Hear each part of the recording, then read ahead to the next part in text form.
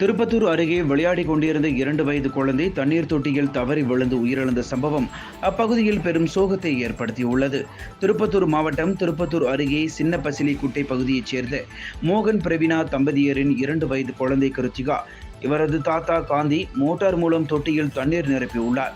அப்போது 2 வயது குழந்தை கிருத்திகா தண்ணீர் தொட்டி அருகே விளையாடிக் கொண்டிருந்த போது தண்ணீர் தொட்டியில் தவறி விழுந்துள்ளார். விளையாடிக் கொண்டிருந்த குழந்தை காணவில்லை என குழந்தையின் பெற்றோர் மற்றும் உறவினர்கள் அக்கம் பக்கத்தில் தேடியுள்ளனர்.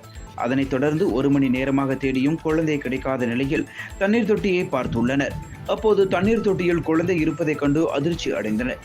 உடனடியாக குழந்தையை மீட்டு திருப்பத்தூர் அரசு மருத்துவமனைக்கு சிகிச்சைக்காக கொண்டு சென்றனர். அங்கு குழந்தையை பரிசோதித்த மருத்துவர்கள் குழந்தை ஏற்கனவே இறந்துவிட்டதாக தெரிவித்தனர். இந்த சம்பவம் குறித்து திருப்பத்தூர் கிராமிய போலீசார் வழக்கு பதிவு செய்து விசாரணை மேற்கொண்டு வருகின்றனர். மேலும் தண்ணீர் தொட்டி அருகே விளையாடிக் கொண்டிருந்த 2 வயது குழந்தை தொட்டியில் தவறி விழுந்து உயிரிழந்த சம்பவம் அப்பகுதியில் பெரும் சோகத்தை ஏற்படுத்தியுள்ளது.